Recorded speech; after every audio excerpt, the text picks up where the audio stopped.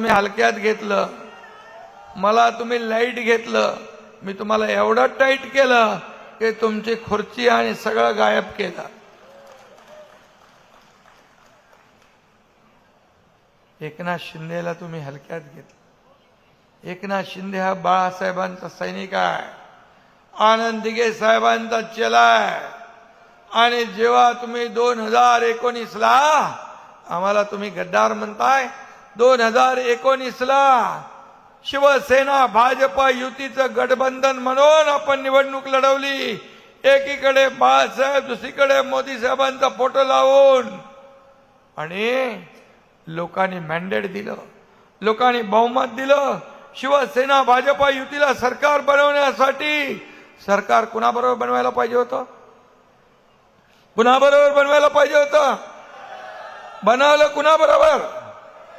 काँग्रेस. जे बाळासाहेब म्हणाले हे माझी काँग्रेस होऊ देणार नाही, जेव्हा काँग्रेस होईल तेव्हा माझं दुकान मी बंद करेन.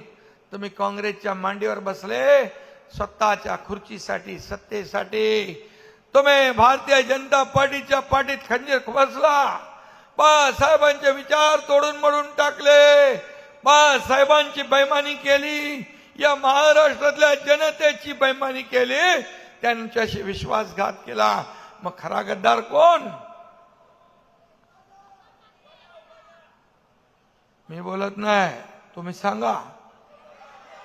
खरा बेईमान कोण? खरा विश्वासघातकी कोण? या महाराष्ट्रातल्या जनतेने तुमच्यावर विश्वास ठेवला होता, पण तुम्ही बेईमानी केली खुर्चीसाठी. मी तरी 4 ते 5 वेळा सांगितलं, पुन्हा आपण शिवसेना भाजपची युती करू का? मला मुख्यमंत्री व्हायचं होतं का? युती केली असती मी मुख्यमंत्री झालो असतो. परंतु त्यांना मला म्हणाले, पुढचे 2.5 वर्ष पण मुख्यमंत्री पद भाजप आपल्याला देईल का? म्हणजे तुम्हाला 5 वर्ष सत्तेची खुर्ची पाहिजे होती. खालच्या खुर्चीचे पाय वाकडे तिकडे झाले होते. शिवसैनिकाचं खच्चीकरण होत होतं, शिवसेनेचं खच्चीकरण होत होतं, शिवसैनिक जेलात जात होते. या ठिकाणी शिवसेना आणि धनुष्यबाण तुम्ही काँग्रेसच्या दावणीला बांधला. हा धनुष्यबाण घाण टाकला, तो एकनाथ शिंदेने सोडवला. शिवसेना वाचवण्यासाठी आम्ही धाडस केलं, हिम्मत केली. त्याला वाघाचं काळीज लागतं. लांडग्याने वाघाचं कातडं पांघरून लांडगा वाघ होत नाही, कोल्हा वाघ होत नाही. आणि म्हणून आम्ही हिम्मत केली, सत्तेच्या विरुद्ध गेलो. सत्ता सोडून कोणी जात नाही. मी मंत्री होतो, 7-8 मंत्री माझ्याबरोबर होते, 50 आमदार होते. कोण जातं का कधी सत्तेच्या विरुद्ध? आम्ही बाळासाहेबांचे विचार तुम्ही सोडले, म्हणून आम्ही तुम्हाला सोडण्याचा निर्णय घेतला. आणि आम्ही शिवसेना म्हणून लोकशाहीमध्ये, अरे निवडणूक आयोगाच्या विरोधात, कोर्टाच्या विरोधात तुमच्या बाजूने निकाल दिला की ते चांगलं, तुमच्या विरोधात निकाल दिला की ते वाईट. आता तर ईव्हीएम वर संशय घेतला, ते जेव्हा जिंकले तेव्हा ईव्हीएम चांगलं, हरले तेव्हा ईव्हीएम बोगस. मतदार याद्यावर आक्षेप घेतला. कशा कशा जेव्हा हरायला लागतात तेव्हा त्यांच्या पायाखालची वाळू सरकते. आणि म्हणून तुम्हाला मी सांगतो, या महाराष्ट्रामध्ये, या महाराष्ट्रातल्या जनतेने लोकसभेमध्ये त्यांची जागा त्यांना दाखवली. शिवसेना आणि धनुष्यबाणाला त्यांच्यापेक्षा जास्ती मतं मिळाली. आपला स्ट्राईक रेट जास्त आहे, आपला वोट शेअर जास्त आहे.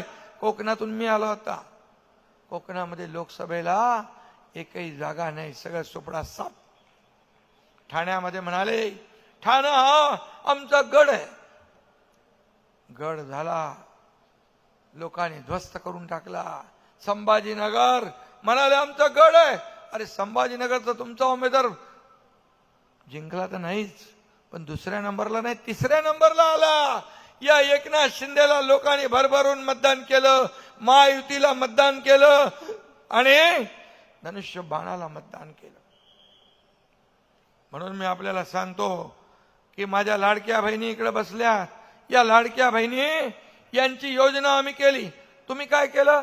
2.5 वर्षामध्ये हे काम बंद, कारशेड बंद, मेट्रो बंद, कोस्टल बंद, अटल सेतू बंद, सगळे रस्ते बंद, सगळ्या कॉन्क्रीटचे बंद, डांबराचे चालू, रोज पैसे खायचे त्याच्यामध्ये. मी चहलला बोलवलं, अरे का तुम्ही मुंबईतले रस्ते कॉन्क्रीटचे का करत नाही? का दर वेळेला पावसाळ्यामध्ये लोकांना खड्ड्यातून प्रवास करायला लावताय? का लोकांना मारताय? का ऍक्सिडेंट होत आहेत? बोले आम्ही 50 किलोमीटर रोज दर महिन्याला करतो, दर वर्षाला. काय नियम आहे, कायदा आहे? मी सांगितलं त्यांना 2 वर्षात पूर्ण मुंबईचे रस्ते खड्डे मुक्त झाले पाहिजे, कॉन्क्रीटचे झाले पाहिजे. लगेच काम सुरू झालं इकडे काम सुरू झालं. खड्डे मुक्त मुंबई. आणि मी चहलला विचारलं, एवढ्या 15 वर्षात तुम्ही का केलं नाही? म्हणजे सत्ताधाऱ्यांनी किती पैसे खर्च झाले रिपेअरिंगवर? 3,500 कोटी रुपये.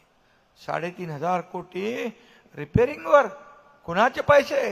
हे तुमचे पैसे, जनतेचे पैसे. आणि त्याच्यातून टेंडर आणि कुठं मीटिंग व्हायची तुम्हाला सगळ्यांना माहित आहे, सुवर्णताईला माहित आहे. कारण सुवर्णताई तिकडे होत्या, त्यांना माहित आहे. इतर लोकांना मनोजभाई मीटिंग कुठे व्हायच्या? मीटिंग. आणि जेव्हा मीटिंग बंद झाल्या तेव्हा म्हणाले, हे कॉन्ट्रॅक्टर कोणाचे आहेत? हे कुठून आणलेत? अरे आम्ही सांगितलं हे सगळे अगोदरचे जे कामचोर कॉन्ट्रॅक्टर बंद करा. मोठ्या LNT सारख्या कंपन्या ना, त्यांना द्या. हे कुठं फोडाल पाप? आणि सुशोभीकरणाची कामं चालू झाली. बाळासाहेब ठाकरे आपला दवाखाना इकडे काढला का? तो आपण काढला. काय एवढे वर्ष काढला नाही?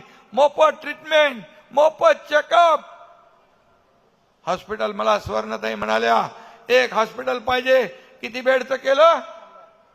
100 बेडचं हॉस्पिटल. आणि मनोजभाई आपण एक हॉस्पिटलचं उद्घाटन केलं आपल्या सरकारमध्ये.